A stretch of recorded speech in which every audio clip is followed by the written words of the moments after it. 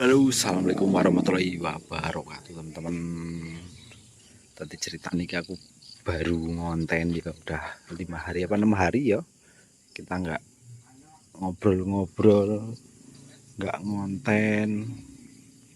Di sini hujan terus, teman-teman. Dulu, delokan langitnya. Langitnya petang dedet.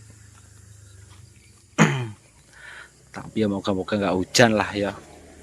Ini juga ceritanya aku di tempat baru nih, teman-teman. Nggak di tempat yang lama.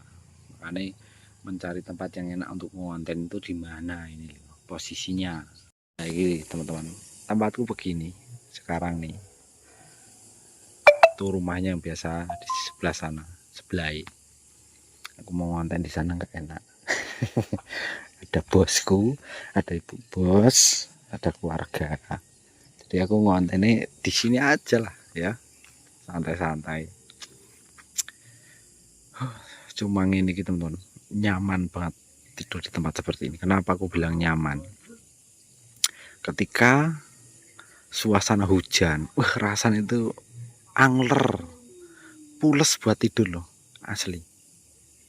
Kayak yang enak lah pokoknya, pules buat tidur. Ya mungkin karena terbiasa di apa ya, kita orang lapangan terbiasa yang tempat ala kadarnya lah ya. Kalau di tempat yang bagus tuh malah kayak ada yang kurang. Kenapa kok bisa tak katakan ada yang kurang? Untuk saya pribadi kan tidur sendiri, jadi ada yang kurang, teman-teman. Kurangnya apa? Jadi rindu yang di rumah. Makanya aku mending tidur di sini bersama teman-teman semua, rame-rame, ya kan? Itu rasanya nyaman, tentram, seperti itu. Jadi seperti itu, teman-teman. Nah, ngomong-ngomong, aku harus bahas apa tadi ya? Tentang ikan musim hujan ya. Musim hujan. Musim hujan itu yang perlu teman-teman kondisikan ini ya, cuaca hijau pastinya ya agak sedikit merepotkan. Karena apa? Satu, di kala musim hujan itu kondisi burung ataupun khususnya cuaca hijau ya, khususnya cuaca hijau itu memang tidak stabil, karena burung tersebut itu dia burung yang paling tidak tahan di cuaca dingin, teman-teman. Paling nggak tahan di cuaca dingin. Kalau ngomongin dia sukanya yang adem tapi nggak dingin, teman-teman. Kalau cuaca hijau itu makanya dia nggak begitu tahan lah. Nah, ada yang bertanya tentang rawatan pekerja. Rawatan pekerja itu sekali lagi ya, khususnya rawatan pekerja, yang perlu kalian fokuskan itu extra fooding jangkrik itu pastikan kenyang ya, itu yang pertama. Yang kedua itu porsi mandi. Porsi mandi itu memang wajib pagi sore.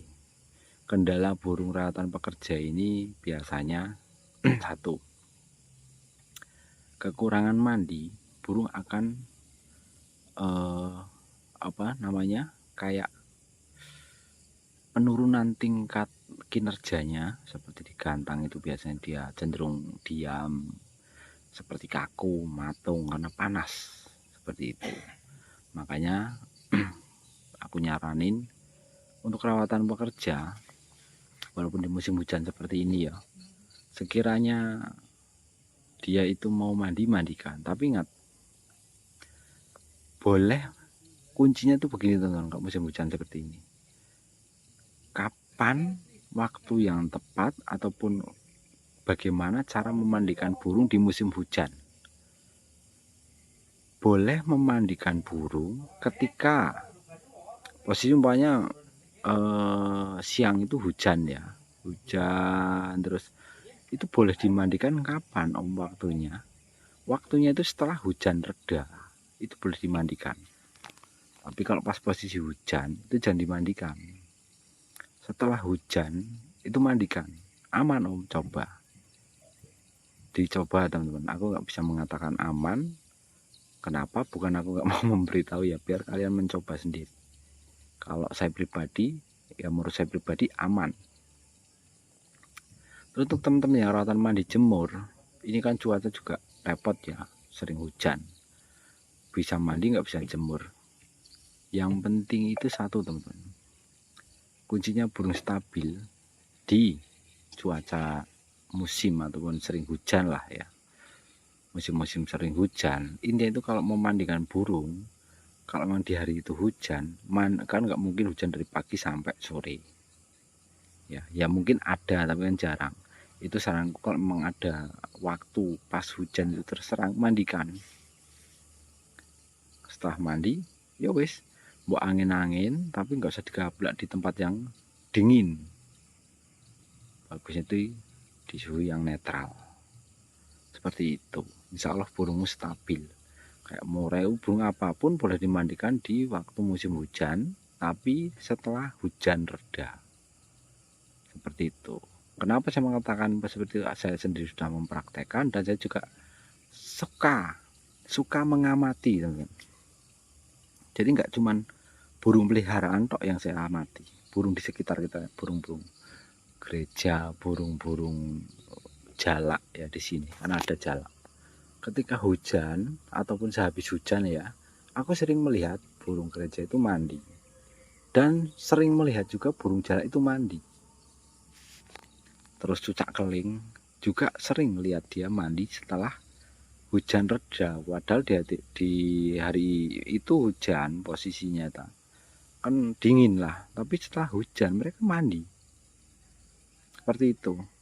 Burung kutilang, sini kan banyak burung, jadi aku sering ngamati juga. Oh berarti memang kalau dimandikan setelah hujan reda ataupun setelah hujan itu aman, jadi burung itu akan stabil, teman-teman. Nah, dan intinya tuh semua itu tergantung pada diri kalian masing-masing sebagai perawat. Kalau saya pribadi kan hanya membantu memberikan saran dan masukan berdasarkan apa ya, pengalaman aja.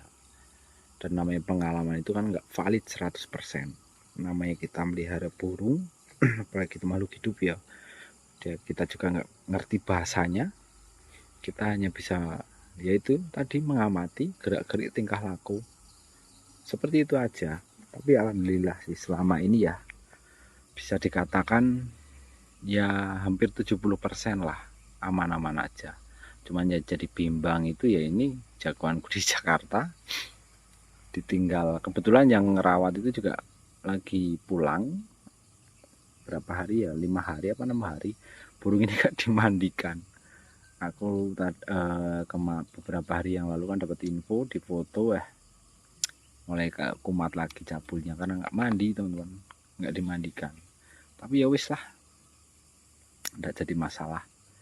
Yang jelas jadi pelajaran, jadi pengalaman bahwa yaitu tadi namanya makhluk hidup, burung kicau ya, itu perlunya kita memahami ataupun mengamati dari tingkah laku, gerak-geriknya seperti itu. Nanti salah ya akan ketemu seperti itu.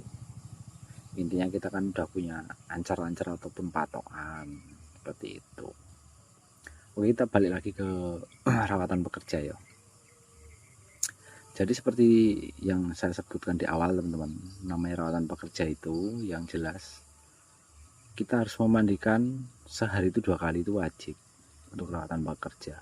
Pasca lomba juga harus mandi. Karena apa? Nanti kalau efeknya itu karena dia settingannya kan menggunakan lat hongkong, itu kan efeknya itu yaitu tadi memang kaku sarapnya kaku. Kalau teman-teman udah membeli vitamin B kompleks itu ya mending terbantu, agak sedikit terbantu ya, kayak sama asam amin itu juga sangat membantu lah. Tapi kalau yang main polosan hanya mengandalkan rawatan, yaitu tadi pesan saya yaitu mandikanlah sekontinu mungkin, biasanya pagi sore terus. Kalau memang yang pagi ya ditambah jadi pagi dan sore. terus malam begini sebisa mungkin ketika dari sore itu diablak dulu, jadi biar dia relaksasi. Nanti kalau udah mulai kurang aktif atau dia kan terlihat lesu baru dikerodong seperti itu. Pasti kalian juga memahami kenapa namanya burung lomba itu kalau enggak dirawat itu enggak bakalan bisa stabil, karena membuat burung juara itu sangat mudah, tapi untuk menyentabilkanlah itu yang tersulit. Orang yang tidak disiplin tidak akan mungkin bisa mempunyai burung stabil seperti itu loh. Jadi kata-kata stabil ini juga banyak macamnya teman-teman. Contohnya bukan stabil mau kerja di lapangan, kinerja di lapangannya yang stabil. Kalau asal mau kerja itu ya nggak stabil, tapi kalau kinerjanya yang stabil, nah, itu baru jos. Oke teman-teman, aku tak lanjut ngopi dulu di sana. Kita kembali normal lagi. Insya Allah aku rajin-rajin bikin masukan, bikin konten. Tetap semangat, selamat malam, selamat beristirahat. Assalamualaikum warahmatullahi wabarakatuh.